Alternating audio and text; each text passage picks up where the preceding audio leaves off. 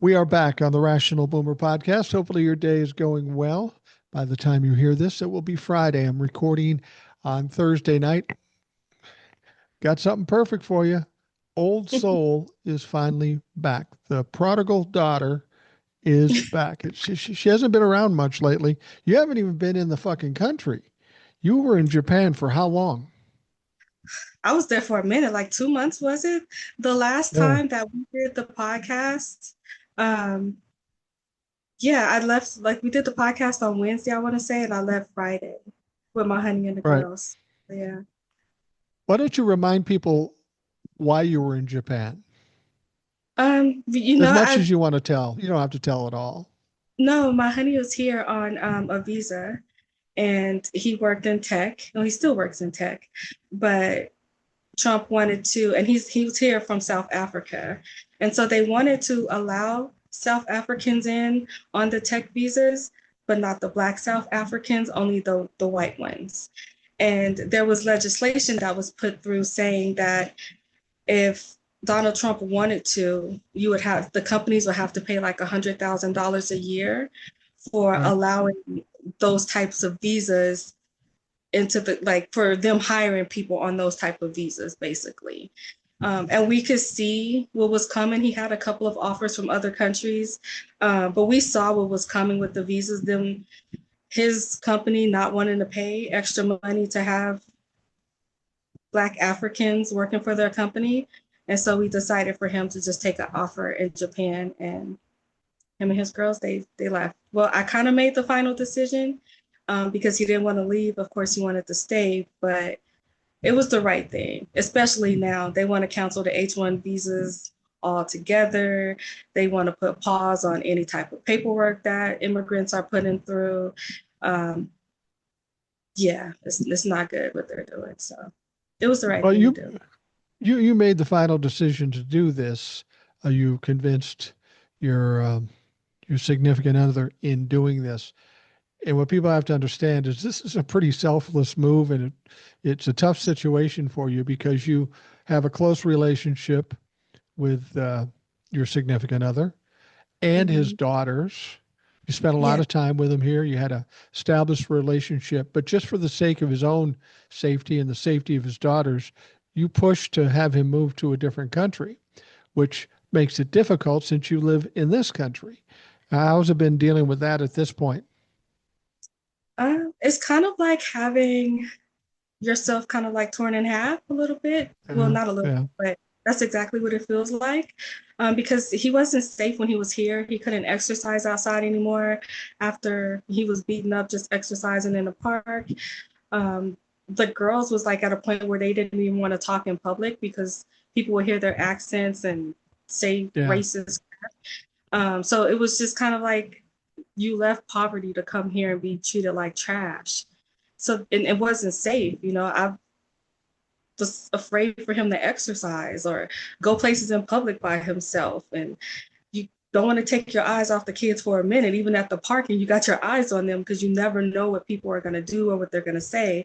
So it just wasn't a safe situation. So I'm glad that they're safe. I like their school. We like his income. Um, and we like that he doesn't have to worry about those things. And I want to stay there and enjoy that and watch them grow. But at the same time, I have my foster daughter here. I have my community here, my family here. And there's a lot of stuff going on here that I don't want to miss out on either. So we'll figure Well, it out. yeah, that's exactly what I was getting at when you said, I'll figure it out. I know enough about you, old soul, that it ain't over until you say it's over. And Yeah. I'm guessing you're kind of looking at the situation between you and he and the daughters, kind of a temporary thing at this point. We don't know Yeah. which way it will go or how it will go, but it'll end up going old soul's way one way or another. Yeah. So we're working on because my best friend she stays in the UK, and so we Hmm. were just trying to figure out that could be a happy medium for like holidays and different stuff like that. And we were trying to spin it to say like I'm barely at home anyway. I'm always like off doing something. So the only difference is now I'm still will be off doing stuff just from a larger distance. It's not as easy to like get to them if something was to happen. I think for his end, it's like knowing if something happened to me, and like I was sick when I was there, I actually caught pneumonia. So if I was like sick here, he knows that there's no way he can like come here and see me through any type of illness Right. or anything like that. So I think that's hard for him too. So, but What I would do, take a page out of my wife Cindy's strategy. I love your wife, so I'm ready. I kind of like her too. But she got a part-time job at an airline, and we can fly wherever the hell we want to go. Maybe you ought to Yeah. do that. Take a day or two. You only have to work a couple days. Get a job at an airline, when in all the extra time that you have, and then fly back and forth to Japan or the UK or whatever, and not have to incur all the expenses. You know what? That'll be cool. I work remotely though, so I can move pretty freely as far as like my job goes. It's just the distance is the crazy Well, part no, about it. I'm just saying the cost of the It's flights. cheaper. That's not cheap going to Japan and UK. Yeah, because I don't know if people have known this because I travel a lot, but under the Biden administration, if your flight was canceled or delayed for 8 hours, you would get refunded for that. And then there were certain programs where they would put you up in like a hotel and different things depending on the delay. Trump canceled all of that. And so, Yeah. as much as I travel, I have to be very careful how I plan my flights. And um, I was looking at patterns of like flight cancellations from certain destinations and stuff like that, just to be, you know, just to be careful. When we were coming back from Thanksgiving, this was crazy. So my brother said when they were leaving, because part of my family met me and my honey and the girls in the UK for Thanksgiving, and he said that when they were leaving, it was packed, it was crazy, people everywhere. On our way back home, I was like, "Oh, this is so simple. Like, there was Yeah. nobody coming here. The plane was not full. Like, this is like holiday weekend and the plane wasn't even full. We were like kind of spread out on the plane, just kind of coming back home. Well, that's what I was talking about with somebody. We were talking about illegal immigrants and crossing the border, and now nobody's coming across the border. Nobody's coming in. Who knew? All you had to do was make this place a hellhole, and then nobody would want to come here. Who knew? Because there's just I can catch a 10-hour flight from here to Heathrow Airport, which is in the UK, and I have never, except for one time, and that was during COVID, caught that 10-hour flight, and especially coming back home from the UK to Vegas, get out of here. That plane is packed every time. Not this time. It was not packed. Not when we were able to like spread out. Like the flight attendant was like, if you guys wanted to move to another seat, you could do so. And this was like the weekend after Thanksgiving. It was I don't, literally nobody coming here, which is I don't know crazy. how It was you weird for me to do that, but you know. I, I don't know how you do a 10-hour flight. Any flights I take now are usually about 3 hours or less, maybe a 4 hour, and 4 hours, 5 hours. That's driving me nuts. We're in the central of the country, central part of the country, so it's same amount either way. But to be in a plane for 10 hours, that would drive me fucking nuts. Just sleep. And I will say that it was Yaya's first time on an airplane. We had to work to get permission for her to be able to get a passport, or us to take her there, get the itinerary to the caseworker and all that stuff. So that was a process, but we got it done. But this is her first time on a plane, and she loved it. She did. She got to chew gum for her ears. She got to, because it wasn't like packed on the way back. So she got to like hop around a little bit. She liked it. She liked it. Well, you had just gotten this foster child, Yaya. So I'm Yeah. curious how that's going. I mean, you took her to fucking Japan, so she's getting a little She never would have had that otherwise. But she's only 6, right? Yeah, she stayed. So she stayed here when I left. She stayed here with my oldest daughter. But for Thanksgiving, she came to the UK with my daughter and my brother. Well, And even my still. yeah. It was a bit. of a shock to her just because of the accents everywhere. She was just laughing at certain words. Other things was weird to her because, you know, like we have that red dye 40. So if she was to eat a bag of Cheetos or something like that, they're white. They don't have the dye on there. So she Right. was kind of surprised by that. And we went to the grocery store and I was like, oh, don't let me forget the eggs. And I was going to get the eggs and she went to like the refrigerator section. And I'm like, oh, no, no, they don't keep their eggs in the refrigerator. They keep them like out here. And having to explain to her that in America, we put certain things into like our food, which we would have to refrigerate it. So like it will last longer. Theirs is fresh because they don't put certain things in their food. So it's safe to eat it. It's just that we put ours in the refrigerator. They put theirs out because theirs is more fresh than ours is. Like, because she wanted to know if it was safe to eat eggs that hadn't been in the refrigerator. Like, she didn't get that. So certain stuff like that, having to explain to her and the accents, the culture shock, the cars, and all that stuff, it was like so different for her.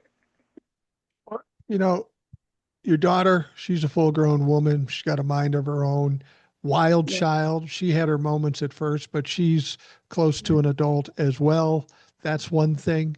I have a 5-year-old granddaughter, and I know how fucking nuts it can get with a 5 or 6-year-old kid. I can't imagine how that's changed things when you've got a kid of that age with you. Yeah, it was just kind of like right around in that age group with my honey starters.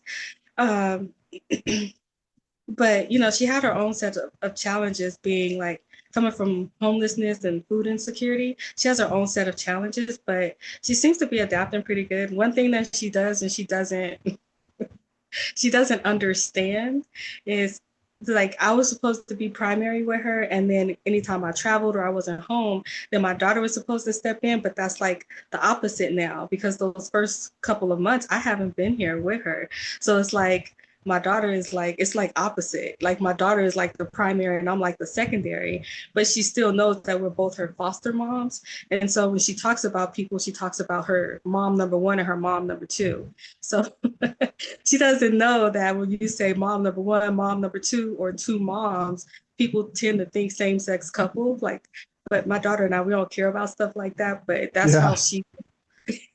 that's how she will refer to us. And she's learning how to play the flute, and of course, she's practicing for the play. So, yeah, she's pretty busy. But my daughter handles things a lot differently because I'm more of like hands on, like going there, like, hey, it's time to get your bath time done. It's time to do this. It's time to do that. But my daughter, she'll just like turn the internet off. And so she knows when the internet goes off, then it's time to do like certain things. And she'll just get up and start doing what she needs to do. I'm like, you're not going to go in there and knock on the door or whatever. She's like, no, I told her at 6 o'clock she needs to do this. So 6 o'clock rolls around, I'm going to tell her to do it. If she doesn't do it, I turn the internet off. So her tablet's gone, her television's gone, everything's gone until she does what she needs to do. And that's that's kind of how they have stuff working, and I don't interrupt it. I just kind of say, okay. Yeah, once It's she's great. gotten used to it. Now you Yeah, spent 2 months in Japan, and yeah. in those 2 months here in the United States, it's been Uh, batshit crazy. I'm wondering what your perspective was from Japan and how the people in Japan are perceiving what's going on here. First of all, I felt like I was being followed. I really did because I'm there, and then all of a sudden Trump was there, and I don't know if you know, like some YouTubers were there. Jesse Dollemore was there, and then we had the protest against Trump when he came there. There was, and it was like other creators and stuff was just like in Japan for some strange reason, and so I felt like I can't escape America right now. And we were from the like in another country watching what was going on here from the outside. It was it was a lie. It was a Is it lie. re- And so here, I is know re- you saw. You did you see the prime minister like showing him around when he got lost? yeah. I have no idea why, but in America, they do not play the clip of him. He is standing up there next to her and he falls asleep standing up. So he is standing there next to her and the other dignitaries, and he just kind of like puts his head in his chest and his head drops, and he is asleep, standing up next to her and other dignitaries, and he is like, sleep. like standing up, sleep. So here, like there, they show him wandering around. They show him standing there asleep. There was like another part where he was like slurring really, really bad. That was played in a loop there, but they only show the like wandering around part here. They don't play how bad it was. And then we were close to the base. And one thing that I saw that they were doing were they were asking for volunteers, for people who would clap and cheer, because a lot of our military was like, nope, they were not going to do that. They were kind of like pushing back against it. And so they were taking certain people and putting them around him when he was giving his speech, and like making sure that they like clapped and stuff on cue. Like the people around him were the people that they chose to put there, and that went along with doing that. But if you would have like zoomed out or seen like in front of him, it was the opposite of that. So I kind of Wow. got a sneak peek into how they stage it to make it look like people are like laughing and clapping and cheering when it's only like 10% of the people in there that's doing it. Wow. Crazy. They did a lot of pre work before he even got there to give his speech, and you could hear people on the base complaining about it. Um, who was going to volunteer? Some of them were like, "Well, if we don't get enough volunteers, you guys are going to have to do this type of duty and that type of duty." And so people started kind of like biting the bullet, saying that they would do it. Well, if you have to coerce people to clap for you, that's generally a red flag. Now the Prime Minister of Japan, it's been revealed that she's kind of a crazy radical right Trump humper type of woman. Mm-hmm. I don't know what prime ministers do in Japan, but how is that? Has that changed anything in Japan? Do people support this woman? Is she that bad? Not from what I can see. And there was someone, I want to say his name was Spacer, and he had been to Japan twice. And so I wasn't sure if the experience that I had was just because of where I was at and we were like in a protected area. And he left a comment like, no, when he was there, it was like that pretty much everywhere. I know that for her, she has to watch her moves and has to watch her steps because she's being watched carefully. Something else that I learned, I don't want to give anybody any false hope, but it was the like everywhere in Germany, in Canada, in the UK, in Japan, everywhere, they were making that turn towards the right. So I don't know if you remember, like before the election, Canada was supposed to go right. Right. Germany was supposed to go right. And so was the UK. What stopped those countries from going right was Donald Trump. So he came Absolutely. in and from day one, he started tripping, right? And so the people in those countries, they saw what was going on and was like, nope, and immediately made a hard turn left.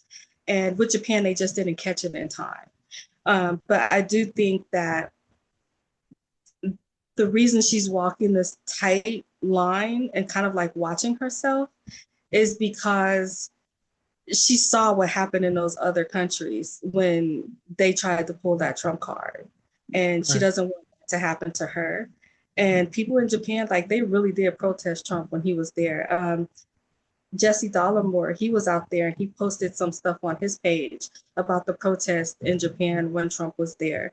So she's very aware that the people don't want her to be Trump 2.0 there. And if she is just being on the ground at those protests, I don't think they have a problem kicking her out. Like the problem that we are having right now, getting rid of her, in other countries, they don't really have that problem. They kick people out and put them in prison. And I think she is aware of that. And something else, like other people were saying, like, how are you guys letting this go on for so long? And so they were saying, like, hey, we were almost right too. And then we saw what it was, and then we instantly did something about it. Why are you guys continuing to let it go on? So it's not that we went hardcore right. It's just that we're continuing to let it happen. Like we're just sitting here and we're watching the prices of everything go up. We know he's part of the Epstein list. We know he lies all the time. We know that he is murdering people. And his approval rate is at 35%. And other countries are like the hell with that approval rating. Why is he still president? Why haven't y'all kicked him out? Why is he not in jail? Those are the questions that they have. And trying to explain to them that Congress is Republicans and they are not with it, it doesn't really fly over there because they're like, okay, yeah, but what about y'all? What about the people? Why y'all not doing nothing? Like, we saw what happened on January 6th. Why is that not happening times 10? So that's more of their frustration, and I don't really know how to explain that to them. I think the thing that upsets me most, or the most revealing thing that happened since Donald Trump came into politics, we found out that our government, our judicial system, is incredibly flawed, far Yeah. weaker than we ever thought. You know, people getting congressional subpoenas and not showing up because they just don't want to. Mm-hmm. A Supreme Court that sides with Donald Trump, whether it's constitutional or not. We have a lot of problems in this government over and above Donald Trump, and he's part of the reasons it's being exposed. Anybody, they talk about norms and rules and stuff like that, but if someone's willing to step over those norms and rules, apparently nothing happens. And that is worrisome for this country going into the future. We have to change that. Yeah. There's no point in having any rules or any laws if no one is going to enforce them. So I'm pretty sure there are people wear their seatbelts because they don't want a ticket. You know, people do the speed limit because they don't want a ticket. They know Right. that those laws will be enforced. Donald Trump knows that those laws are not going to be enforced, so he's just running around doing whatever the heck he wants. And so we Right. do have a constitution, we have laws, we have rules, and we have a mechanism where we can remove a traitor's president or wannabe dictator. We can remove him, but if you don't have a Congress that's willing to do that, then it's for nothing. Um, I don't know how to fix that when they don't want to enforce our constitution and our laws. The only thing I agree with other countries, like y'all just have to rise up. Y'all have to, as a people, need to go against your government. Like we have to do that. I just don't know what point we will get there. Well, actually, I do know what point we get there. I just don't like that road, and I think that road is suffrage. I think Uh, that people have to suffer more. They have to witness it more, and they'll get to that point. But they're not going to get to that point if they don't suffer first, unfortunately. yeah. Yeah. The thing is that I've talked to people before, and they say, why can't they stop him? Why is he doing this? Yeah. And I've tried to explain to people when this is all done, Donald Trump has choked on a Big Mac and shit himself to death on the stage. He's out of power. The Republicans are getting rushed out. When it's all done and you're looking for someone to blame, there's only one group to blame. That is the Republicans in Congress. They could have Mhm. stopped this from day one. They could have stopped Donald Trump after the first term, but they chose not to. They thought this was beneficial to them. So, whatever wreckage we have in this country after it's all said and done, the blame should be solidly on Republicans in Congress. They Yeah. allowed this to happen. And some Democrats for not pushing hard enough. But ultimately, the Republicans who are in power just looked the other way or agreed with some of the fucking crazy shit that he did. Yeah. I think, and people will blame them and rightfully throw that anger towards them. They just need a reason to or just need a reason to do it. We just saw in Tennessee that election, and even though the gap was closed and it should have been far wider, and that's a red flag to Republicans, you have to look at the people. They are not blaming Republicans yet for what's going on there. They're still falling into that trap of Democrat bad, Republican good. If you are one of the poorest states in the country, if you have a high percentage of your population on SNAP and on the Affordable Care Act, and you having someone saying, I'm going to fight for that. I'm going to make sure you don't lose those benefits. I'm going to go to Congress and fight for you. And you say, no, we don't want you. We want the guy that's literally saying, I'm going to go to Congress and have Donald Trump's back. Yeah, Then, I thought They You know, have to I hurt. knew, yeah, I knew the likelihood that Afton Bain would win was going to be slim. Yeah. I was hoping for the smaller margin, which we got, and that is a red flag to the Republicans. That has scared them. What's important to know is this particular position is only a year. There's going to be another election in 2026 for this same district, and I think Afton Bain is going to be running in that one as well. The only thing I can think of is that between now and next November, um, when they have the election again, that some of these Tennesseans are suffering more than they are suffering now. You'd think it'd be enough now, but maybe, possibly, we will get people waking up. But it does seem like you're saying, people have to suffer mightily and accept the fact that their Lord and Savior is responsible before they do anything. Yeah. How much pain can the people that they elected rolls along with Donald Trump to see what's the maximum amount of pain that they can inflict on them within that year? Because it has to be a point where you can't blame anyone except for yourselves for sending those people there and then wanting to correct that decision by not electing those people or sending those people back. And like there's still people don't get it, but there's still women and girls who need assistance with um, health care, abortions. They need access to that. I still take girls in, but women from red states, I just won't do it. Absolutely not, because you kind of have to feel what you voted for, which is sad to say that. And I at first felt like I'm turning my back on them, but at the same time, you're kind of softening that blow if you continue to help them.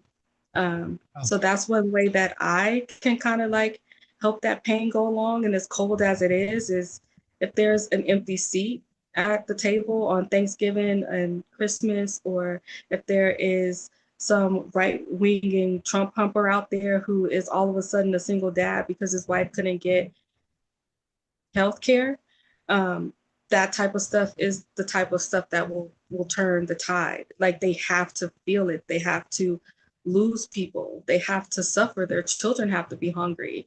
They have to do that in order for them to change, which is insane to me, but they have to go through that.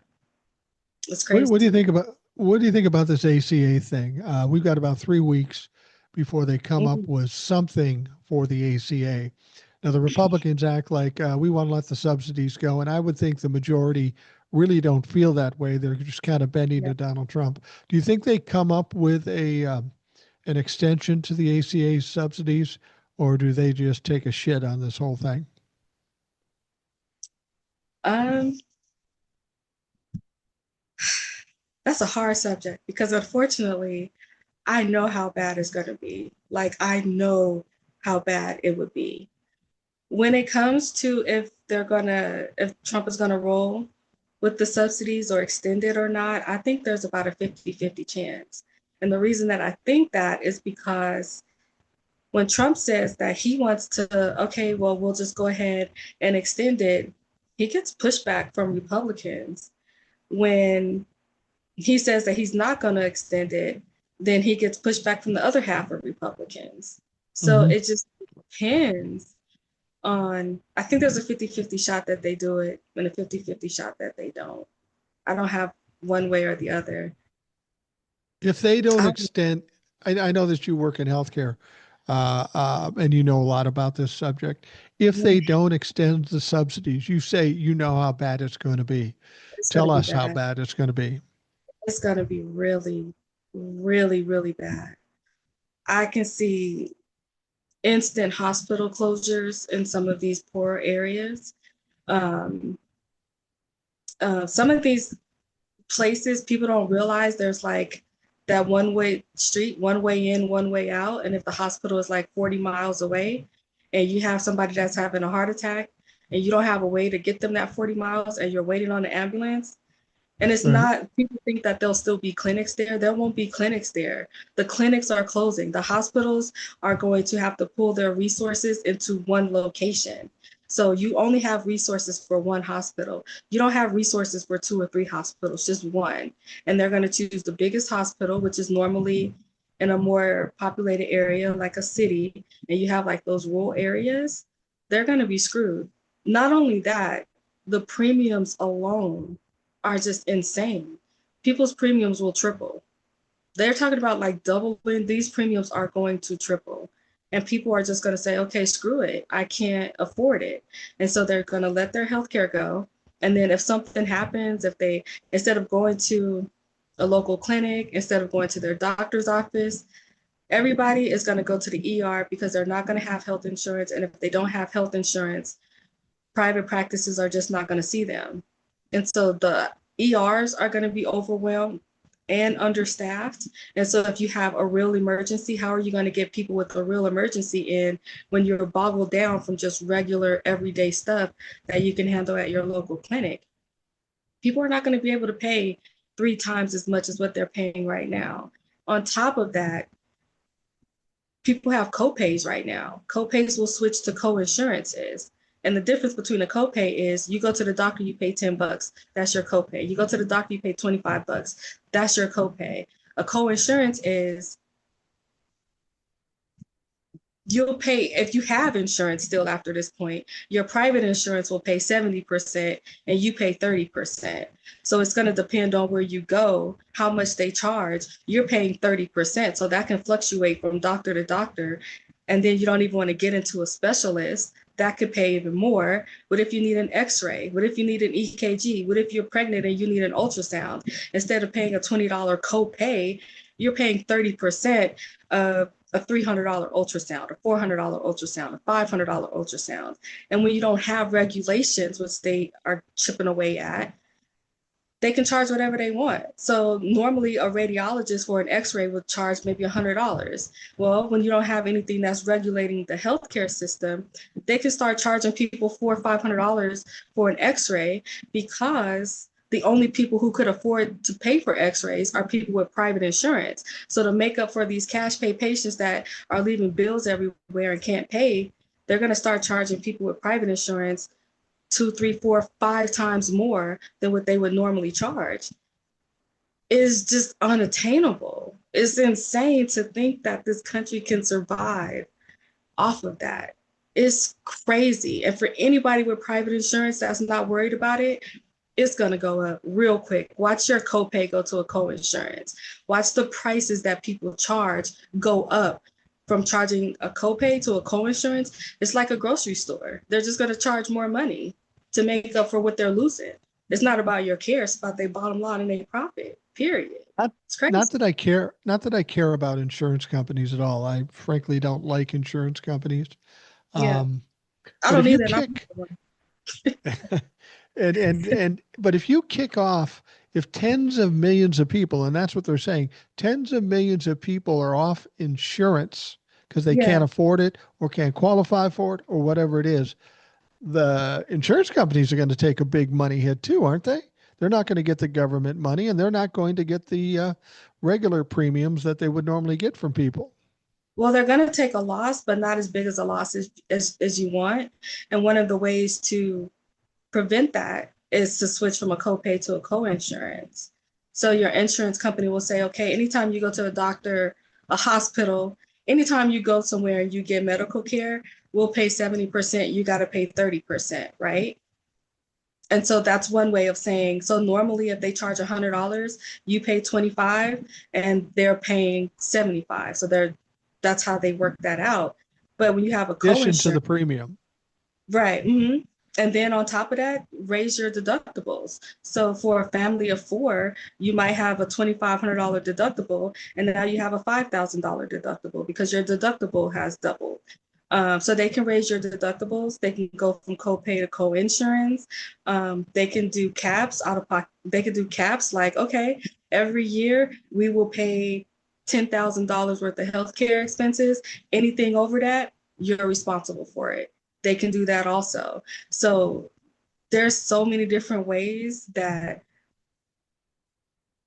at some point you're paying to have health insurance that you can't afford to use, which a lot of people are already in that situation, but it's going to get worse because you're going to pay. I'll have health insurance just in case something happens. But if you're in a car accident and you have a $10,000 cap on what your insurance is going to pay for, anything over that, you're on the hook for that. You got to pay for that.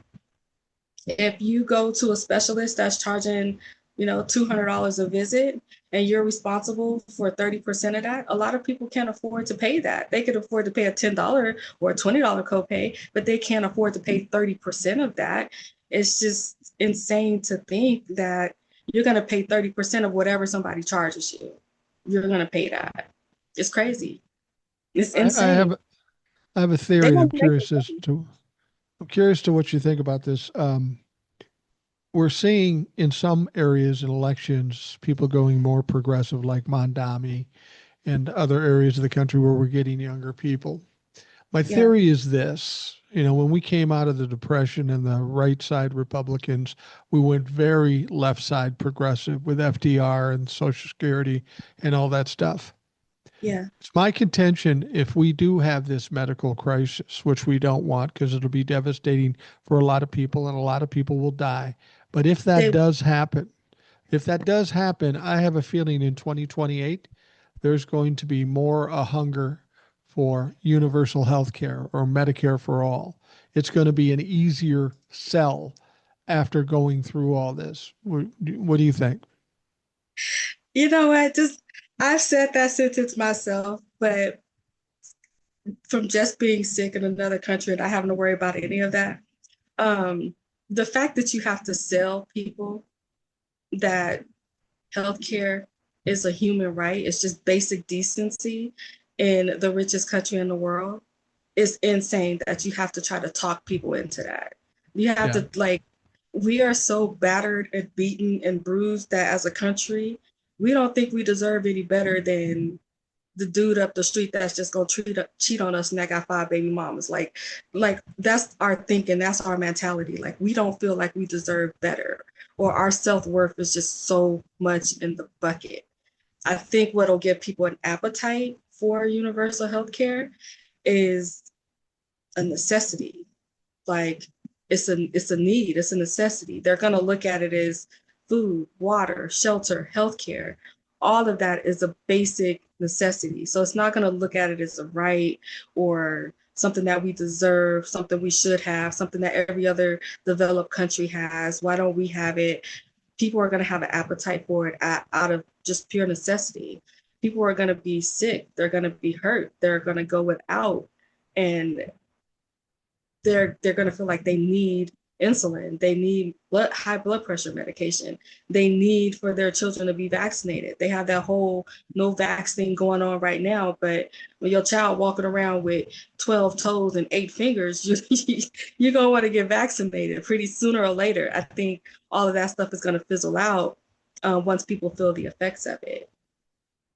We know why we don't have universal health care. It's very simple why we don't have universal health care because there are big pharmaceutical, medical, and insurance lobbies shoving Yeah. money in the pockets to the members of Congress to make sure we keep everything the way it is, in spite of every other country having universal health care one way or another.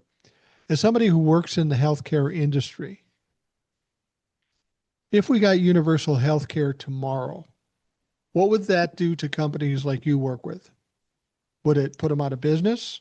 Would No, it? people act like companies will just go away. So even though people have universal health care in other countries, you can still like do add-ons for private insurance. Like my best friend, of course, they have universal health care, right? But she has an Uh, add-on. So in case she has to go to a hospital or anything like that, she gets like a private room, and you could like you can do add-ons, just different things like that. If you don't want to have to wait in line, crazy stuff like that. So you can still do add-ons. Not only that, but you still have healthcare companies because somebody has to bill the government, somebody has to answer the phone, somebody has to, push paperwork and different things like that. The only thing is they will be invested in people's care, and also to crack down on people abusing it. You know what I mean? So they yeah. would be people wouldn't be just like all of a sudden everybody that works in healthcare will be unemployed. Those will probably transfer over to maybe like government positions, or some of these healthcare providers will have a contract with the government where they're answering phones, running clinics, doing different things like that. So it's not like when people say, oh, you're going to be out of work, are you scared? If I was out of work, I would look for another job, because my job is not more important than people not dying, than people having health care, than their children not being sick. Who the heck thinks like that? I don't even think like that. I know as a country that's what we need, but the jobs will either be contracted through United Healthcare, Blue Cross Blue Shield, whatever. They'll still have their employees. They just are government contractors at this point, and they're pushing paperwork. They don't just go away overnight. It's just that they won't have a profit like they used to. I would suggest that they try to do that now, because they would have a more lucrative contract under this administration, because you could always bribe people versus waiting for a Democrat to get in there and do it that way, because you're not going to get as much money as you're getting right now. That would be my only critique for them. Well, I know I have Medicare. I wanted to ask you one thing about that. I have Medicare. I chose not to take Medicare Advantage because it involved a commercial entity and not Medicare. Yeah. I'm just getting the standard Medicare. Now, to get my pharmaceuticals, I do have to go to in order to do that, I have to get that through a private entity. And I can't remember who I get it from. But anyway, so there are those add-ons even for Medicare at this point. You'll get companies that deal with the pharmaceuticals and such. Yeah, and they can add it on through their employers as well. So like they have their universal health care. And then when my best friend, for like, when they do different things at her job, I guess that would be the equivalent to our open enrollment every year. They give them options for, like prepaid legal, if you want to add on to, your health insurance options and stuff like that. It's not that expensive, but you can, do add-ons and be more of a diva. When I go to the hospital, I want a private room, that kind of stuff, that kind of stuff. But, they can still do that if they want to, but there's just no need for it.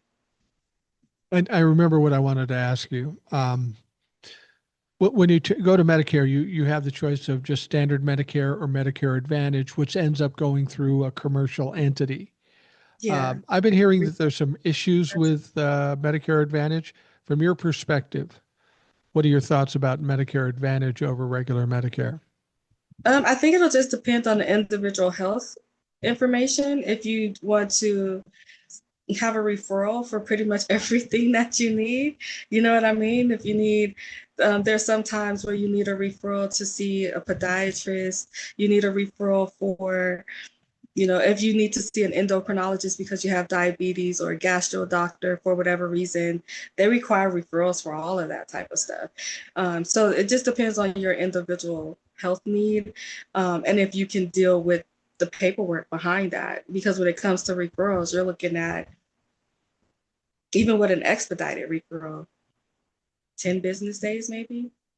So. And when you say that, is that more beneficial to be an Advantage or on Medicare straight away? Advantage has a lot of referrals, pretty much a referral for dang near everything. You go to the doctor, you go to the hospital, they're going to patch you up, and then they're going to tell you to ask your primary doctor for a referral.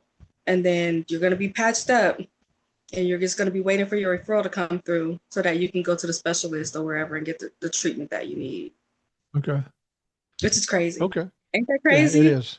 It's crazy, because if you go to a hospital and they tell you like, oh yeah, you have a broken big toe, you need to go see a podiatrist, and we're going to patch you up right now, ask your primary doctor for a referral for you to go to the podiatrist. And all the referral is the doctor having to justify the reason that you need to go to the podiatrist. So your primary doctor is going to get those records from the hospital with your x-rays and all that stuff to prove that your toe is broken. And then they're going to send that proof to the insurance, and the insurance company is going to say, okay, yeah, they have a broken toe. We'll pay for them to go to the podiatrist, or we'll pay our part for them to go to the podiatrist. When you don't need the insurance company to verify that. The doctor at the hospital already said you have a broken toe. They've already looked at your x-ray and said, your toe is broken, you need to go to the podiatrist. So why do you need an insurance company to verify what the doctor said is wrong with you in order for your insurance to pay for it? That's Well, I can basically. imagine there's a lot of people trying to rip off insurance companies by getting their foot looked at just out of the fucking blue, you know? Oh, my foot hurts. Let's go. The They whole go to thing is the stupid. endocrinologist for nothing. The only one area that I would say that makes sense is pain management. When you have people on opioids and different things like that, Yeah. and you have doctors out here pushing pills like crazy, that makes sense. But who do you know wants to go and get a colonoscopy for no reason? Who do you know want to go to a podiatry with a broken foot for no reason? Who do you know want to go see a rheumatologist because they have joint pain for no reason? They're getting injections in their hands and their backs for no reason. That just doesn't happen. If a doctor says there's something wrong with you and you need to have that treated, you have to have somebody in the middle saying, well, let's just make sure that the doctor is right about that.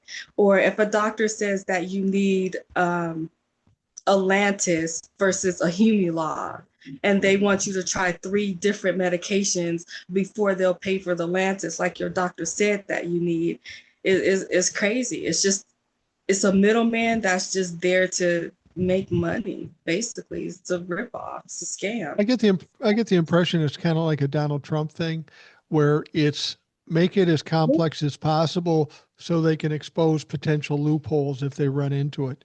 If they can find a way to deny you for it for some loophole in some paperwork, that's what they're going to use it for. Is that reasonable? It was one of the funniest things well, it's not funny because he was dead ass serious when he said this. But when I was in Japan and he was talking about we're going to give people a couple $1,000s a month and let them negotiate with the insurance companies themselves. And you could be like entrepreneurs. When he said that crap, I laughed so hard, I almost peed on myself. Have you ever in your life tried to deal with an insurance company for any reason, whether it's a car accident, whether you got sick, for any reason at all, tried to deal with an insurance company on your own? It's maddening, let alone, I mean, that's just trying to schedule an appointment. That's just checking on the status of a referral, right? Think about trying to negotiate a price or a rate with them. Like, think about calling an insurance company and saying, when I go to my doctor's office, instead of paying $358 as a charging rate, how about I pay $125? What do you think Yeah. that's going to get you if you call Blue Cross Blue Shield and told them that?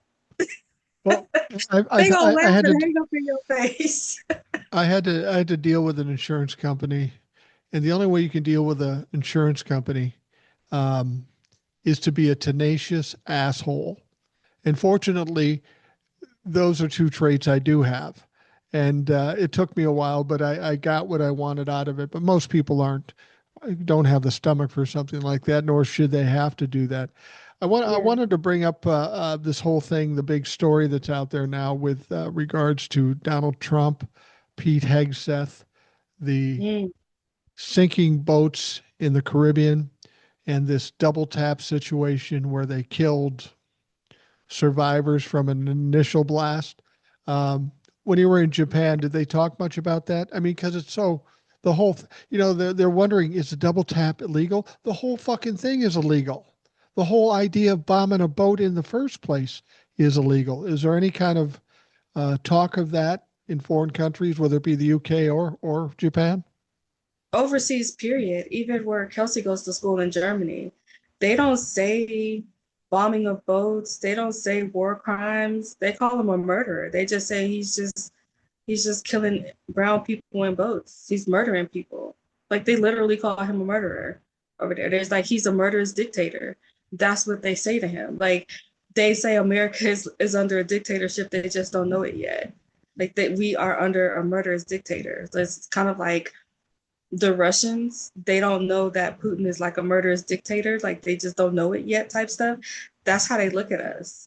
Overseas, Wow. period. It's all of the countries, let's look at it like that. Oh, they have a murderous dictator. He's just killing people. He's Well, putting that's people in pretty true. concentration. And Yeah, he's I putting think a people lot of on. reasonably minded people know it. We do know Mhm. it, but there's a faction of people that don't know it or don't care or approve of it. Yeah, or that the cognitive dissonance is, I wouldn't say people don't know it because they do know it. I think that they just want to excuse it and find like loopholes and different things like that. So when they say, the bombing of the boats and the war crime and was this legal or not legal, and they're just talking in circles, it's just a way for them to not acknowledge reality. We all know what it is. They know what it is. They just don't care.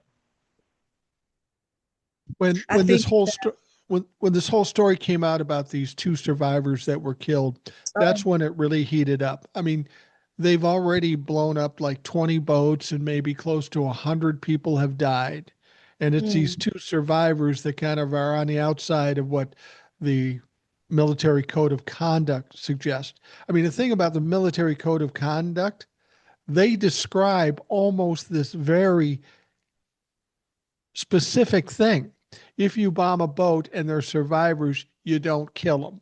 That's in the military code of conduct. And as much as they're trying to explain it away, they can't. It's pretty cut and dried. Um, is it surprising to you that it took that to get people in an uproar after killing almost 100 people out of nowhere because they had no evidence, no proof of what they were doing? what's so sad about that is one, it's like anytime I get a peace of mind with any of this crap that's going on, they ruin it. Because Yeah. when it came to the military strikes and I saw how proudly they were posting that online, and you're seeing MAGA cheering for it, like, yeah, yeah, yeah. I've thought to myself, as horrific as that is, at least they didn't see it coming. At least they didn't know what was happening to them. And then here I turn around and I'm seeing that, yeah, they were surviving. They knew what were happening to them and they were helpless to do anything about it. So that kind of took my peace of mind away from that. Being around like my brother and other veterans, they pretty much all agree that throwing the general under the bus, whether he wants to cover for them or not, throwing him under the bus, saying his name. They didn't even say general. They didn't say any. They put his name out there for a reason so he could have that target on his back. It is going to turn the military against Pete Hegseth, period. And Donald Trump, whether he knows it or not. So I think it's just going to make his life a lot more difficult because of denying it after taking credit for it, and then throwing somebody else under the bus is just one of the most cowardice things that you can do. So that is definitely turning the military against him. So Well, here's the thing. When it first erupted and people started talking negative about it, of course, Donald Trump said, I don't know anything about it. And yeah, then Pete Hegseth came out and said it's a hoax. It never happened. And of then course when he. it became, yeah, of course he did. And when it came out that it actually did happen, he said, well, yeah, I was there for the first bombing, but I left early because I needed a drink or whatever the fuck he was doing. He just conveniently wasn't there in the second strike because he didn't want to take. I mean, he is a fucking coward of the first degree. And then he mentions, but my admiral, Mitch Bradley, he did a good job and he did exactly what he was supposed to do, and he did pin it on Mitch Bradley. But I don't know if you heard this part of the story. Today, Frank Mitchell or Mitch Bradley was testifying in front of Congress. Okay. And I thought, okay, here's a guy that's maybe going to stand up and tell the truth regardless of what it is. That's what he should do. Yeah, right. He goes in there, and I don't know everything he said, but he said two very important things. He said Pete Hegseth never said kill them all. He said that never happened. Okay. And then he said he didn't that Pete Hegseth didn't give the order, it was my order. And I'm thinking to myself, God, must be afraid of something. You're a gutless motherfucker because this was illegal. This was categorically illegal. And there's no Yeah. question about it. You just pin the blame on yourself. When we get a different group of people in here, you could be court-martialed, you could be prosecuted, you could go to fucking jail because you didn't have the balls to say the president and Pete Hegseth were involved. And I know they were because previous to all this stuff, a spokesperson came out and said all orders go from the president to Pete Hegseth. Yeah. Back in the day when they were taking credit for it a couple months ago. Right, right. So what is with this admiral so willing to take all the heat on him? You know, frankly, whether Pete Hegseth gave him the order or not, the fact that he did it and murdered people and he didn't push back on an unlawful order, he is complicit. He is culpable. He is Yeah. guilty. And so is everybody after him that was involved in this.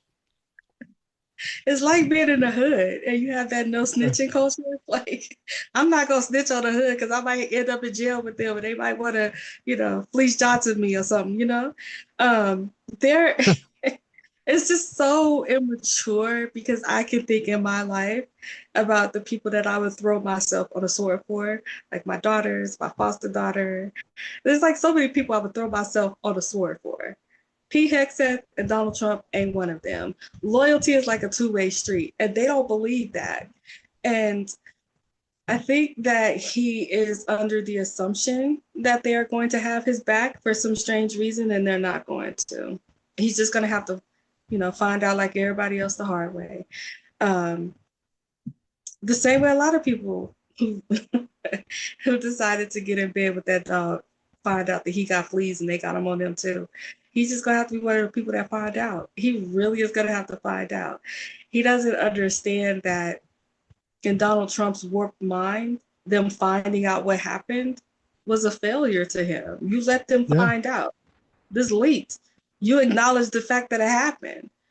He's not gonna give you a pardon. Just the same reason his first term, he had plenty of time to pardon those Jan 6ers before he left office. But he didn't do that because A, he didn't want to take responsibility for it.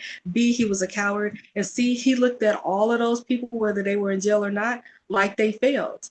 I'm still leaving. Joe Biden is still getting sworn in. The election was certified. You guys failed me. I don't care what you have to go through. You failed me. And that's how he's looking at this admiral. He's looking at him like that. He's not going to help him. Pete Hegseth is not going to help him either. He's too busy trying to stay in Trump's good graces himself. He's not going to help you. So I think he's just delusional like that. It's kind of funny. I'm sorry. I shouldn't be laughing at this man's downfall, but it is kind of funny that he thinks they're going to have his back in any meaningful type of way. And let's say they did have his back. Once you get pardoned, you can still be sworn to come in to testify in front of Congress. And you could get prosecuted for telling them lies.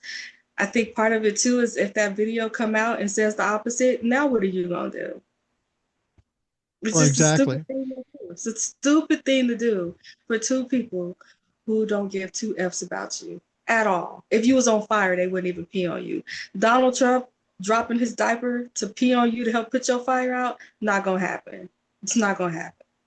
Well, and the thing is, you would think people would learn lessons for all the people that have been destroyed, lost law licenses, have been put in jail. All these people that have never gained anything by being friends with Donald Trump, and in many cases have lost everything. What is it that keeps people continuing to make that dumb motherfucking mistake? It doesn't even have to be that you can look at other people and see what happened to them to think that to fall under his little funky spell. But you yourself personally could have been affected by Donald Trump and his policies and still follow that funk around. Look at the farmers. They know firsthand what Donald Trump's policies did. They know all of the grants that Biden gave them. They know of all of the programs that Biden gave them. They out here making money hands over fist, free trade all over the place. This is after Donald Trump bankrupted them the first time. They know that he intends on getting rid of their workforce. They know what he did to them the first time, but they still turned around and fell under that funk again. I guess they like the smell of spray tan and Apparently. paint. I Apparently, think I think that Donald Trump sells people a dream, and that dream is better than their reality, so they're willing um, to choose to live in that dream sleep. But sooner or later, they're gonna have to wake up from that. And the my experience. only person that can wake them up from that, we can't wake them up. The only people that's gonna wake them up from that dream is Donald Trump himself.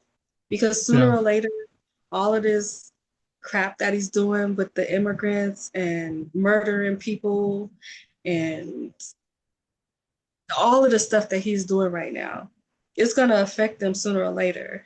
And owning the libs is going to be secondary to their stomach growling. Owning the lib is going to be secondary to needing insulin that they can't afford. All of that stuff is going to be secondary to their immediate need.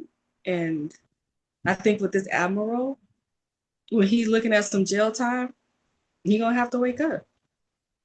That's how I look at it. Because Donald Trump won't Are be you there racist? forever. If you're waiting for a pardon from Donald Trump, you better hope he doesn't keel over tomorrow because he looks like he could. And if he keels over, ain't nobody giving you a fucking pardon. Certainly not JD Vance. I have a question for the farmers though. Did you get your bailout? No. Did you get all those soybean sales to China that he promised you? No. We're in winter now. You're going to have to suffer for the rest of the year and hope it gets better next year. But if Donald Trump is here, it's not getting any better. It's getting worse. Hey, my state went red too, right?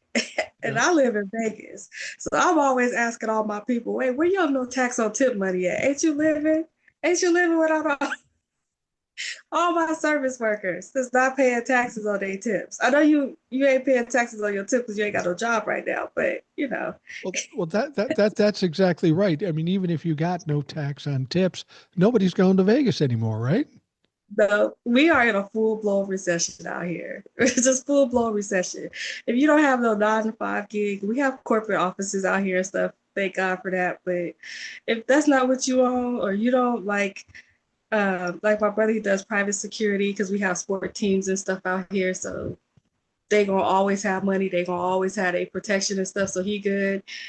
It's like unless you just can't make money out here like you used to. You can't hustle out here like you used to. Even if you did have a 9 to 5, you can get in your car on the weekend, go to the strip, do Uber for a few hours a day, make your money. You got enough money to send your kids to a private school or whatever it is that you want to do. It ain't like that no more. People, they struggling and they voted for this. So just Do, people in my do, do, home state that I'm looking at like, oh, well, I'm not to tell y'all. do you notice any change in the winds in the red state of Nevada, or are people still oblivious? It's changing. It's changing because people are suffering. We still got some foods out here though. I remember I told Oh you yeah. when we were on the news for during the shutdown, and my community was like donating money, and they had those counter protesters out there and stuff like that. So you still got foods, not all of them, but you still got some foods out here that's riding with them. But those are mainly people like on the outskirts, on those small little cities and stuff like that. But nobody in like the big areas are cool with none of this. It's Yeah. crazy. Well, it's got to be tough living in Vegas where hospitality is the main industry and nobody's utilizing hospitality anymore. They're not going because either they can't afford it or they're mostly because they can't afford it to Yeah. go down there. And it used to be you could go to Vegas. I used to go to Vegas in the 70s and 80s. You go down there, you get a cheap hotel room, you get a cheap dinner. That's not the case anymore. You got to gamble, spend a lot of money. You got to pay ridiculous amounts of money for dinner and hotels. It's just not a Resort great place to go to. Yeah. Yeah, Resort resort fees. Yeah. fees are crazy. Some of that stuff, if you have a local ID, you don't have to pay for some of that stuff, but for the people who come here, it is expensive. And they're going to have to build that base back up from the bottom up, especially with like conventions and different things that they have that goes on out here. People aren't doing any of that stuff right now. Convention season is dead. Tourist season, 24, like 365 days a year is tourist season out here. Not now. They are pretty Really? much giving away comps, giving away rooms, giving stuff away. Was the last time you were out here when we met up? Yep. It's completely different. It's completely Really? different. Yeah, all that traffic we went through trying to like, get you and your wife back to where you were staying, that traffic ain't there no more. It's Wow. just, yeah, it's just pretty slow. They have had events here and, different concerts and stuff and people will come. But once that concert is gone, people is gone. It's just is what it is. Wow. Wow. We voted for it. That's fucked. Yeah, they voted for it. Now the other thing is we're getting down to the last half hour. So the other thing that's coming to pass is a favorite topic these days. Sometimes it gets buried under the other stuff, but it always comes rearing its ugly head again. And that's the Jeffrey Epstein files. Now, while you were away, they voted in Congress, in the House and in the Senate, to release the Epstein files. And that's supposed to happen by the 19th of December. So by the time people hear this, we're looking at 2 weeks, 2 weeks before it will be released, presumably. Were you surprised by how it went through the House and the Senate, where it was almost unanimous? Everybody wanted to pass or wanted to release the Epstein files? Kind of no, because it was a public vote. If it Right. would have been closed door, then it would have been a different story. But since it was public, I kind of figured that it would go like that. I didn't think it would go as quickly through the Senate though. That one kind of surprised me a little bit. But some of the stuff I can see that they are looking for a way, Republicans, to attack Trump without attacking him directly. So a way to get at Trump would be through Pete Hegseth and the general. A way to get at Trump would be the Epstein files. Like they can come out here all day and say he's not in the files. Maybe he was on a plane, but he never went to the island or whatever. They know better, right? But they can come out here and say one thing and know what the truth is and use that truth to get to him, be the catalyst of getting to Trump without having to attack him directly. So I wasn't Well, surprised at that. I think that vote was a very important point because Donald Trump always threatened people to vote his way, and they were fearful to not vote his way, and they always caved at the last minute, no matter what was up for a vote. In this particular instance, Donald Trump says, yeah, they should vote for it, only because he knew they were going to do it anyway, and he wanted to save some face. But reason I think that was an interesting thing is because they were fearful of Donald Trump. First time ever that I know of that they voted against Donald Trump, going against Donald Trump. And guess what? Nothing happened to him. So does that make the break and make them less fearful of Donald Trump?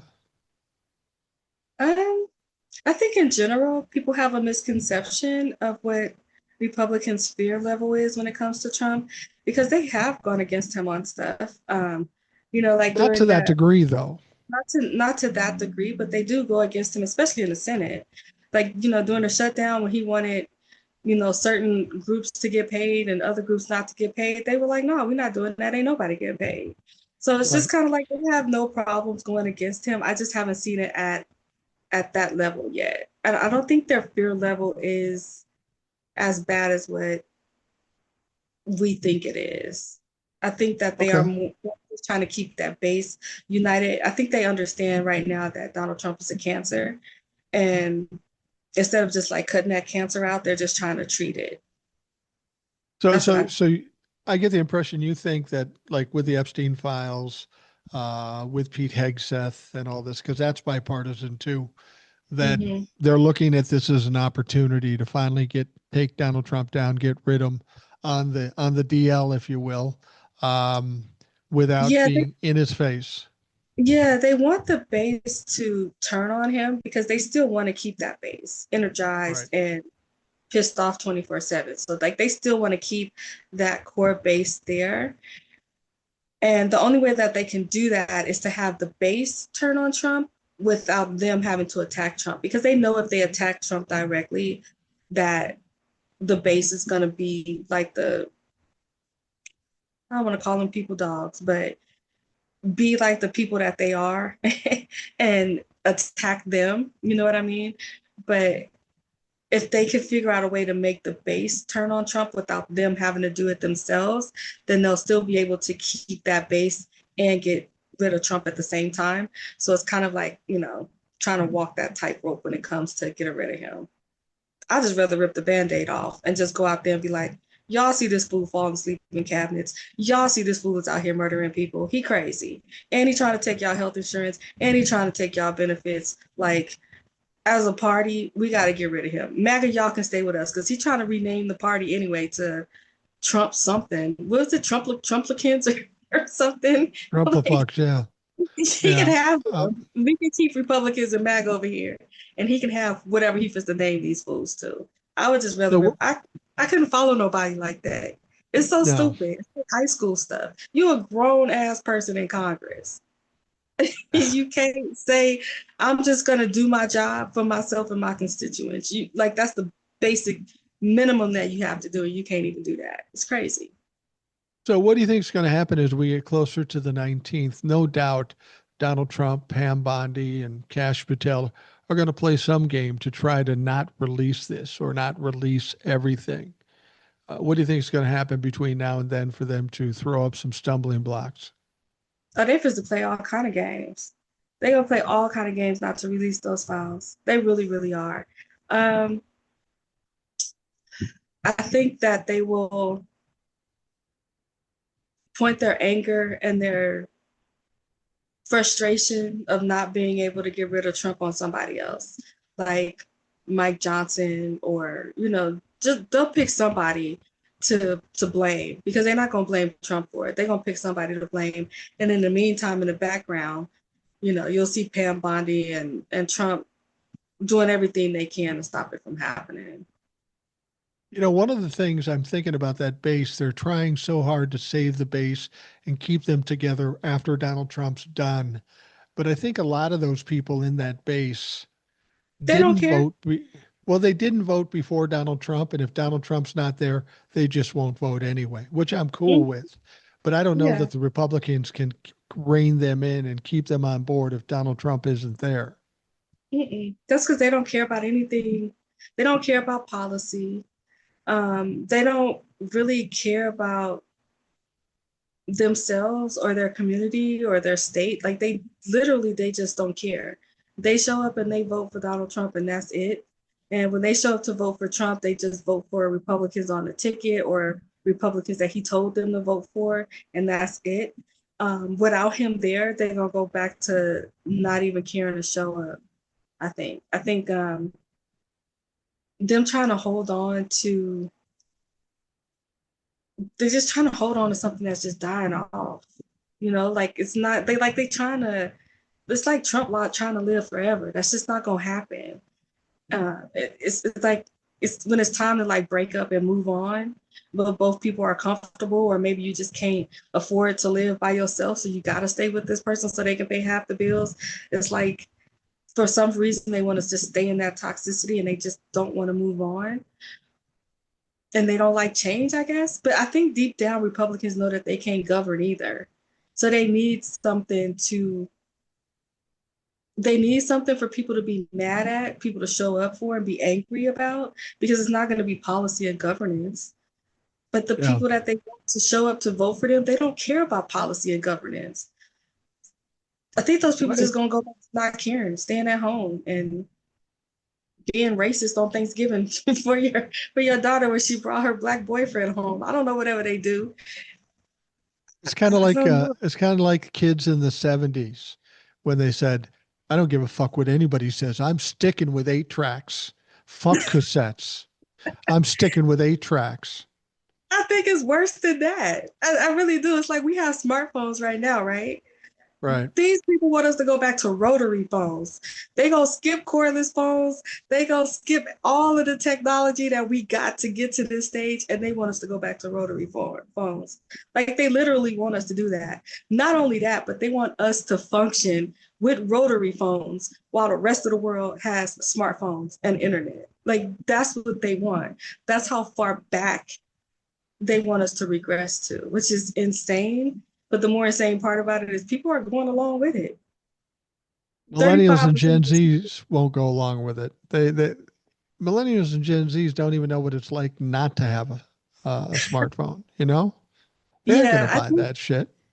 yeah, I think that some of them look back with like these rose-colored glasses and they don't forget, like they don't remember why people like I think about all the time when I see like these Chad wives, especially when I look at like some of these girls and women that came from like where my Kelsey came from, and they look back on like the 50s and they're thinking like, oh, this is just so great. I had to just stay at home and have children and keep the house clean. Like they don't really know what that's like. They thought that was a nice life, and they don't remind themselves that if it was so great, why did women fight so hard to come up out of that? Like they Yeah. don't think about that part of it. And I was telling Kelsey, she was saying something like, how did women get through that back in the day? And I was like, lobotomies and oxycodone, like opioids. Yeah. Like the Yeah. doctors would give that to them like they were candy. They think what were they called? Mommy's little helpers and stuff like that. Mother's Which little is crazy. helper. Yeah. Yeah, they would give women drugs and psychotics and to keep them numb so that they could deal with being property, which a lot of these Chad wives that go, or trad wives, sorry, that run around thinking that they want to go back to that, they don't realize the reality of it, and they're letting their churches and certain men tell them, no, no, no, you want to be oppressed. You don't want to vote. You don't want to think for yourself. You don't want to have a job. You don't want to have dreams. You don't want to have aspirations. You just want to have whatever the hell it is that I tell you want to have. And they I can't glamorize even. that, which is I can't crazy. even imagine. I can't even imagine what would happen if I went to my wife Cindy and said, "Ah, you're going to be a trad wife. You're going to be a second class citizen. You aren't going to be able to buy stuff without me signing on it." Uh, I'd get a rude awakening some morning. I got an extra bed for you. I may need it You're if not that gonna was be the there place. that long. Or maybe you'll be in Georgia with Will, because you're not gonna be there with Cindy. Exactly. Well, one of the things too is with this Epstein file thing, I'm thinking too. I mean, I know you agree with me on this. When the government or portions of the government wants to get you, you're going to get got. And I think they Yeah, do want to get Donald Trump and Pete Hegseth. Um, and if there's some messing around with these Epstein files one way or another, either not releasing all of them or redacting or just not releasing them at all, I think that's when we start seeing true leaks out of the yeah. DOJ, out of the FBI. We've got the Epstein estate already sending stuff out with the emails earlier. And this last one I thought was kind of interesting. I just want to be clear on the Epstein file thing because I don't want people to get it twisted. Um, they want the Epstein files released like really, really badly.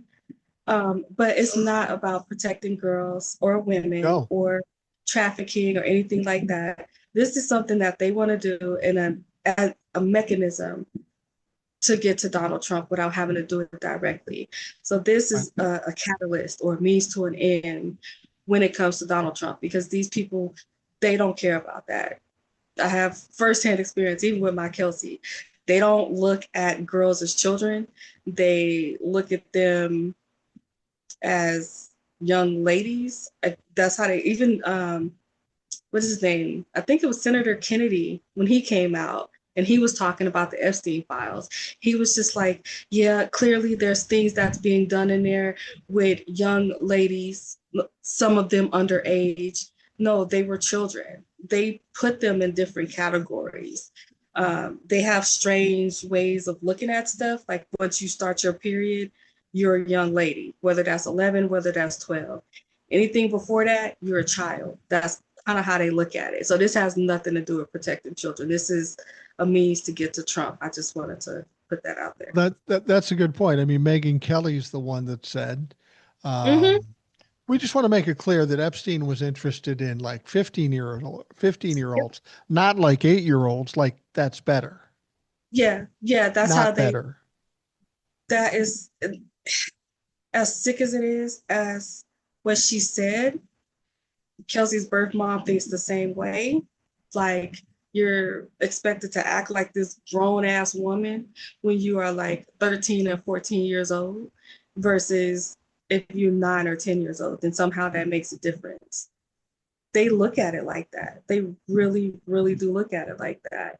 And as these people right now are talking about release the Epstein files in their home districts, they have all kind of laws and regulations that they are trying to push through to bring down the age of consent, to get rid of child marriage laws and all kind of crap like that. I think their spot where they don't think they're creepy is like 14. That seems to be like the number in most of these red states. Now, those people pushing to get rid of child marriage laws, to reduce the age of consent, those are the exact same people that's out there talking about release the Epstein files. Exact But same people. I think with the Epstein file, somebody made a point to me, and I never thought about this, and I tend to agree. As sick as this sounds, the whole idea of old men having relations with women under the age of 18, girls under the age of 18, 15, 14, 16, Yeah.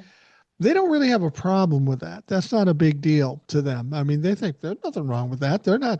We're not pedophiles. We're not like, I mean, they actually believe that. But I think there's more to this whole thing with Jeffrey Epstein. I mean, there's so much money involved, so many people from across the world involved. I think what could be exposed would be even bigger than the whole pedophilia thing. And I think that's what a lot of people are worried about. I think that, and they talk about this more on Russia TV than we do here in America. I've only heard it mentioned a couple of times. Is I think that when it comes to like independents, Democrats, regular people, we look at it as it doesn't matter. A child is a child. That should not be happening. Those people need to be exposed and they need to face consequences. Period. I don't care who it is. I think what will make Republicans, when this information starts to come out, especially if all of the information comes out, is knowing that these men were with male children and not just Yeah, female children. Because I right. don't think we have a problem with the 14, 15, 16-year-old girls that were being trafficked and being abused. But when they start to see male children in that mix, I think that will make them grossed out by the whole thing, which is crazy. That's ridiculous. You said you were in the UK, and I'm convinced that while the Yes. DOJ has a lot of files that they want released, I think a lot of people have files that could blow this fucking thing apart at any point. And Oh, UK obviously has seen some things because they took some pretty drastic moves against Prince mm-hmm. Andrew, who's no longer a prince, and stripped him of everything. They didn't So, do that because they didn't like the PR. They know something. oh yeah, he's a joke out there. They have all kind of like comedy sketches on that interview. One of the things they joke about a lot is he was just like something about he couldn't have been there because he doesn't sweat. Um, he doesn't think that Jeffrey Epstein did anything with young girls because he never saw any cameras. I'm laughing, but it was just so ridiculous. His lies and his excuses made no sense. So his interview, they play that, they dissect. You know how like out here we play certain interrogation videos or whatever in the true crime community, they dissect it and all that stuff. They do that out there with him. He is like not only like a disgrace, but a laughing stock and a disgrace at the same time. And they have the same question that everybody else has. Like, what more proof do y'all need that Trump hands is all over that situation? Like, when it came to Republicans, it's like Well, he's not in the files at all. Then, well, he's only on the flight logs. Well, he was friends, but he didn't know what was going on.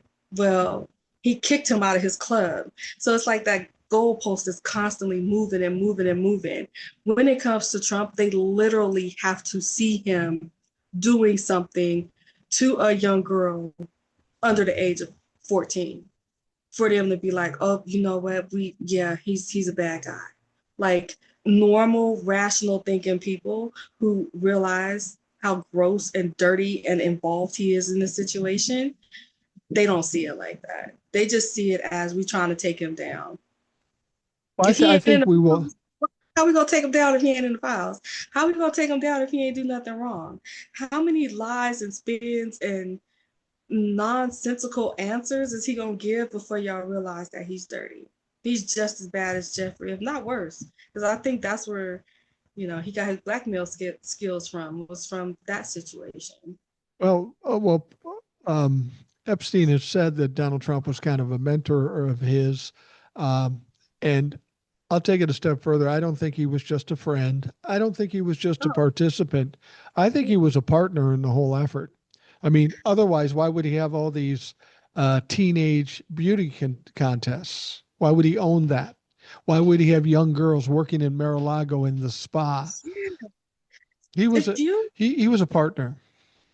you can look past the team pageant and be like, oh, there's team pageants everywhere, all over the place, right? I would just kind of argue what parent would just drop their kid off at a pageant and ain't none of them backstage with these girls. But I'm Right. not blaming the victims here. But why was he hiring 14, 15-year-olds to work at his resorts or casinos or whatever? And why did it just so happen that those were the places that Jeffrey was recruited from and Trump knew nothing about that? Why would he say, I stopped being friends with him when he stole one of my girls? These children are not your property. What do you mean he stole one of your girls? The fact that he could even say stuff like that in public and not be called out on that by his own supporters is crazy to me. Because let Joe Biden or Kamala Harris or Barack Obama or anybody I voted for say some crap like that. I'm not Well, letting that slide. I'm not and letting that slide at all. Donald Trump is a pathological liar, and he basically suggested that he got rid of Jeffrey Epstein in 2005, 2006, something like that, around that range. However, in those emails that came out, it was very clear that Donald Trump was talking to him up to the point, at least in 2017, when they apparently had Thanksgiving dinner together. Now, the important thing about that date, assuming it's true, and there'd be no reason why they'd put it in private emails and lie about it there, not expecting anybody to ever see it, 2017. That was after Jeffrey Epstein was convicted, and that is while Donald Trump was president. So, He was convicted during Trump's administration right, right. and still communicating with him. And then you have to think about it like, I'm pretty sure there's people out here that don't like me for whatever reason. I don't care. But the world's most prolific pedophile said about the president of the United States, he doesn't have a single decent cell in his body. I mean, that's just kind of like Satan saying, you know what? She's too bad for me. I don't know what to say. Like, she's just a horrible person. Like, that's the equivalent of that. And his supporters are cool with Uh, that. Don't have no responsibility at all. I would feel responsible if I elected somebody like that to office. And my personal mission would be, I put you there, I'm going to help remove you. That's where I would be coming from with that. But they just double and triple down that. And honestly, they don't care, because there was like a poll that recently came out that said if you found out that Donald Trump participated in the Epstein files or something like that, it was like 82% of Republicans said they would still vote for him. So they yeah. don't care. They really, I don't know, this song and dance and all this hoopla online about releasing the files and all that stuff. If they saw it tomorrow, unless they see him in the act on the video, it wouldn't make a difference. I don't, that's part of Donald, me like looking at Trump, like just release it. They don't even care. They really Yeah. like you are murdering people on national television. They don't care because you count to USAID. 600,000 people, mostly children, have died, and they don't care. You taking away their health insurance, they don't care. You taking away food from their children, they don't care. Just release the damn files. They don't care. The crazy is they just don't care. That's why whatever is in those files, it has to be really, really bad for him to think that this group of people that don't care about nothing is gonna care. And I think that maybe it has to do with the male children. If you watch Yeah. Russian TV, right now, primarily that's what they're talking about is the male victims, not the female victims. That is the cover up. Donald Trump talking shit about Jeffrey Epstein is like me saying that fucking Eric, he's the whitest motherfucker that ever lived. You know, and he got his whole girl living all cushy with her, her prison. She's getting outside meals, and the warden is making Now she's making a petition to get out. how the heck does have to What get kind a of leverage? puppy? I What, don't what think what's none of what? these have animals, but I don't know if Donald Trump would ever pardon her because I don't know what he gains of it. Frankly, much like Jeffrey Epstein, the only way they can be assured that she's not a problem is if she gets Epstein. That's the only way. well, I think that when it comes to that, everybody was like, she could get Epstein. The reason that they haven't done it is because somebody has that information. And I think that's what happened when it came to Jeffrey. I think that somebody had additional information and she was that somebody. Now, who she's trusting with that information, we'll never know. But I think the reason that they don't do that is because they do know that, maybe if something did happen to her, information is going to come out that they don't want to come out. I think the only reason he hasn't pardoned her is the people around him. And when it comes to that, it's just going to be how long they can stop him from doing it. And that they may be telling him just wait until after the midterms to do it. That's what I think is going on with that. Yeah, And probably. they're Pro- telling him if Democrats win, then they're going to do this, and this, and your presidency is going to be over.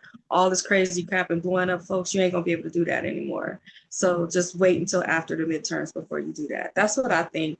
And I think these crazy pardons that he's doing right now is just kind of a way to numb us to the people that he's pardoning. And he's underestimating how people are going to react to that. yeah. Yeah. Well, we're going to wrap up the Rational Boomer podcast. I was excited to have you back. You're going to be in the country for a while. Yeah. You haven't heard anybody in the background? No, I haven't heard anything. I can hear them. So I'm glad you haven't heard them because they're doing the Christmas play, but they're doing the Grinch. And so they were practicing some of the songs and getting fitted for their like Whoville people costumes. And so I could hear them. So I'm glad that you couldn't hear them. But yeah. No, that's all right. Yeah, a bunch of kids singing "Get Ready for Christmas." What's better than that? I have no problem with it. It's great that kids can have some fun and get together and do these sorts of things. We need to get kids doing more of this as opposed to exposing them to the fucking crazy shit that they have to deal with every day, just watching their parents and listening to the news. Yeah. And our kids are I don't want to say homeschooled, but they are virtual because they still have like their teachers and stuff online. There's a couple that are just they need additional help or additional assistance, which are like fully homeschooled, but for the most part, they're virtual. So extra activities like their sports, the Christmas play, they got to try out for that and they got their roles. And I have a couple of them that's in choir, stuff like that. So they still interact with other children outside of our group of children, but it's a hustle and bustle. I guess I kind of miss that hustle and bustle a little bit. I just Yeah, wish that and his I can girls were here imagine. to go do that with us because they were right in the mix with everybody else. And I know his youngest daughter, I can just imagine her in her Whoville costume. She would be just so cute. So I'm trying not to think Yeah, about it. Yeah. absolutely. But you're going to be around so you can come back here more frequently. I'm hoping. Yeah, yeah, I did. I saw that you were like on Substack a couple of days ago, but Yeah. completely just like got into something else. And then I was like, oh crap, he's probably done. And I was like 45 minutes into when you were on there. So I was like, yeah, it's probably over now. I usually go about an hour or so with that. So what Yeah. we will have Old Soul back again as soon as she's able to come back on. I know I people look forward to it. forgot Howard. I saw Oh, Howard, DC, and he's a you new see activist. on my face? The smile is on my face is because he went there. And when he did the podcast, I was like, oh yeah, he got the bug. Yeah. He got the bug. I know he got the bug. The only thing he did say that he should have taken his granddaughter with him. I think it's a good thing he didn't because he had to fill it out at first. Right. Because when we were protesting, Kelsey was with me at all of those protests, whether we were like in deep red states, especially when we're trying to get the referendum for abortion on these ballots. And some of those protests got crazy. There was one in Arkansas when we dressed up like the Handmaid's Tale. That one was crazy, but I had her with me at like every single one of those protests. But that's because she was running away, so I have no choice. But those ones in DC, the No Kings protests, like those are always safe. Take your children, take your pets. People put signs on pets and stuff like that. I was so happy to see that he went. I was really, really happy. I'm glad he had a good time. And hopefully Well, next well, time he can with his granddaughter, because Kelsey remember all those. And we laughed at all kind of costumes and signs and stuff that we saw. We laugh at signs that she made that I was like, absolutely not. That's not age appropriate. And she would just give it to somebody else and they would carry it. But yeah, I was happy to well, see him. yeah, yeah. Howard, 62-year-old guy living in rural Minnesota. He Yeah. heard ICE was in the state and he has some brown grandchildren. Howard Oh was yeah. ready to throw down if necessary. I'm with him.